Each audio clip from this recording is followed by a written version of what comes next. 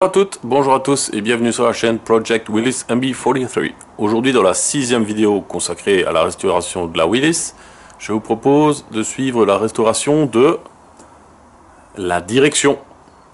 La restauration de la direction n'a pas été la plus compliquée, mais c'est certainement celle qui m'a jusque-là coûté le plus cher. En effet, il me manquait beaucoup de pièces lorsque j'ai acheté cette Willis. Alors, endommager le peu de pièces que j'avais lors du démontage, c'était vraiment pas la bonne chose à faire. Bref, je vous montre tout ça dans cette vidéo. Project Willis MB43, c'est parti. Soldiers, sailors and airmen of the Allied Expeditionary Force, you are about to embark upon the great crusade toward which we have striven these many months. The eyes of the world are upon you. The hopes and prayers of liberty-loving people everywhere march with you.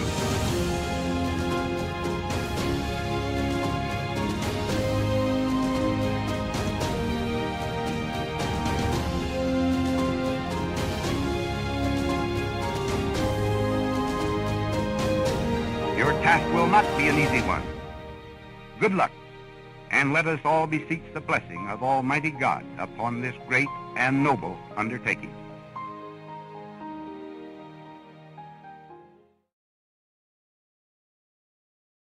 Avant de vous montrer le suivi de la restauration, voici quelques notions théoriques sur la direction. Les organes de direction sont principalement fixés sur le pont avant. Attends, c'est quoi ça? C'est le pont avant? Ah, ça c'est un pont avant. Oui, c'est un croquis. Il n'est pas à l'échelle, mais c'est un croquis. Bref. La première pièce importante dans la direction, c'est le levier double. Celui-ci est fixé sur le pont avant. Deux barres d'accouplement font la jonction entre ce levier double et les fusées et donc les roues. Les barres d'accouplement sont fixées par des rotules de direction qui sont indiquées en rouge sur le croquis. Ensuite, un autre organe important, c'est le boîtier de direction. Celui-ci est fixé sur le châssis, côté gauche. Une barre de direction fait la jonction entre le bras pitman du boîtier de direction et le levier double fixé sur le pont avant. Enfin, il y a la colonne de direction et le volant qui sont fixés dans le boîtier de direction. Ça, c'était pour la présentation des organes. Bref, quand on tourne le volant, à gauche ou à droite, ça agit sur la colonne de direction qui se termine par une vis sans fin. Cette vis sans fin fait pivoter le bras pitman qui fait action sur la barre de direction et donc fait tourner le levier double qui fait ensuite tourner les roues à gauche et à droite. Ça, c'est pour la petite explication. Bref, quand j'ai acheté cette Willis, je savais qu'il me manquait différentes pièces de cette direction, comme la colonne de direction, la barre de direction, le volant et le couvercle. Bref, les seuls éléments que j'avais, c'était les barres d'accouplement, la barre de direction, qui était toujours fixée au levier double. Première étape, le démontage. Alors je commence à démonter délicatement les barres d'accouplement qui étaient fixées au levier double. Délicatement, t'es sûr? Oui, en tout cas, c'est comme ça que j'ai commencé. J'ai commencé délicatement. Ah. Et après? Oui, bon, après, j'ai forcé comme un bourrin avec un marteau. Résultat, j'ai deux pas de vis sur les rotules qui étaient complètement inox et irrécupérables. Et donc, deux rotules de direction, bonne achetée à la poubelle.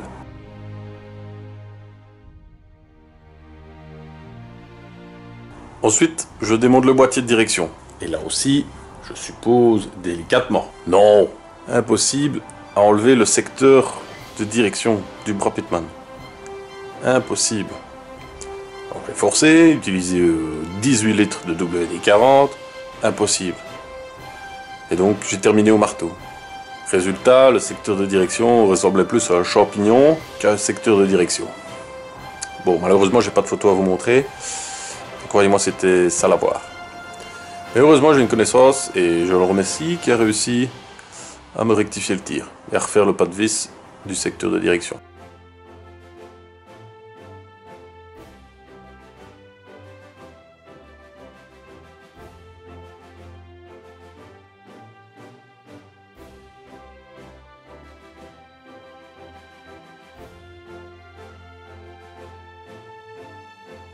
Pour terminer le démontage, j'ai dû un peu me battre avec le jouet SPI du boîtier de direction. Mais là, ça c'est bien terminé.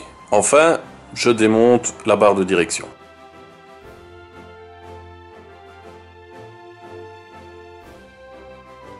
Maintenant que tout est démonté, la prochaine étape, c'est le nettoyage. Donc, je dégraisse tout ce qui peut être dégraissé, je nettoie tout ce qui peut être nettoyé et je sable tout ce qui peut être sablé. Et oui, je sable les vis que je peux récupérer.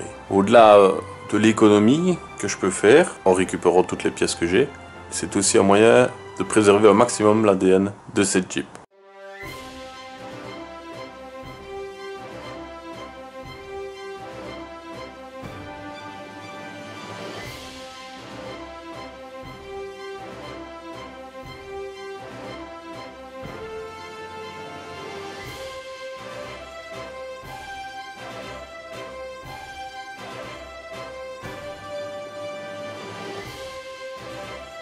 Tout est propre, nettoyé, sablé, je peux maintenant peindre le tout.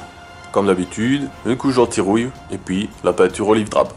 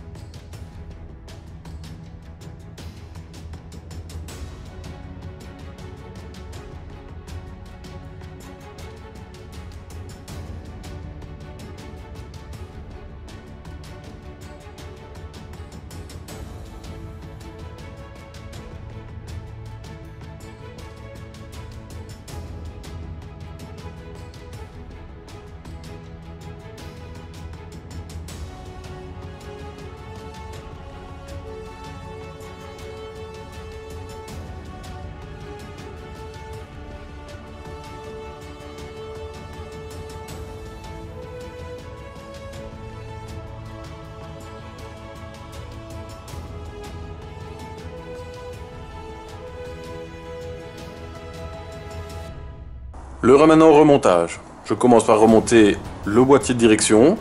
Une fois que c'est fait, je fais la poids d'huile. Puis je remonte le levier double.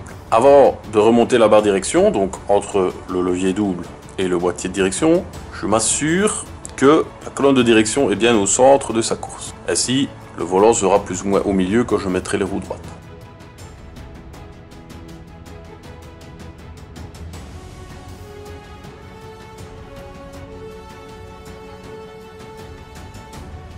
Une fois que c'est fait, je remonte aussi la barre de direction.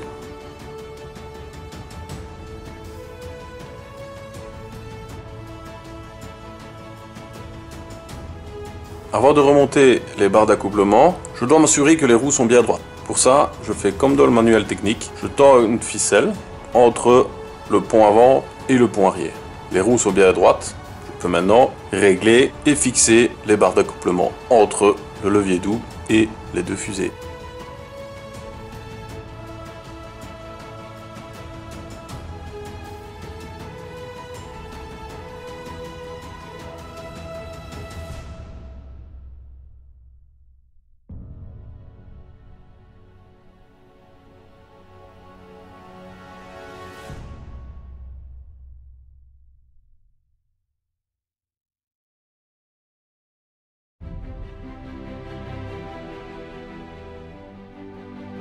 Et enfin le dernier élément, je fais le pré-branchement pour le klaxon de la Jeep.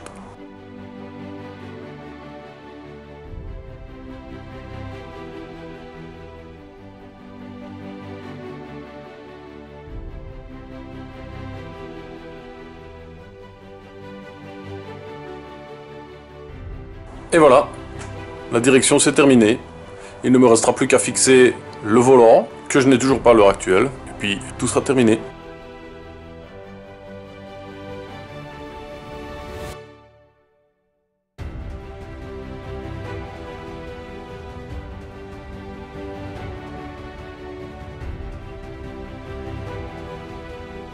Petit récapitulatif pour la restauration de la direction.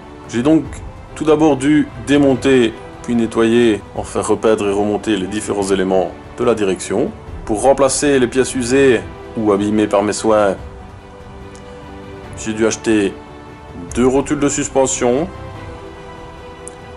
une colonne de direction, un couvercle de boîtier de direction, un kit de restauration pour le levier double, un kit de branchement du klaxon, et enfin remettre tous des petits nouveaux graisseurs. Au total, la restauration du pont m'a pris 14 heures.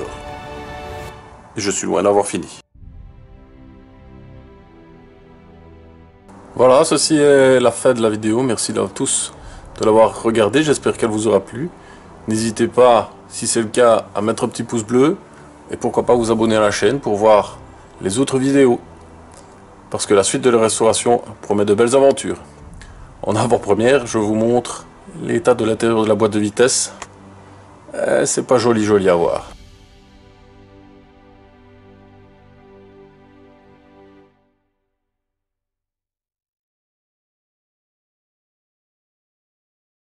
Voilà, encore une fois, merci de m'avoir suivi. Merci d'avoir regardé. N'hésitez pas à mettre un petit commentaire. Ça booste toujours et j'y répondrai avec le plus grand plaisir. A bientôt.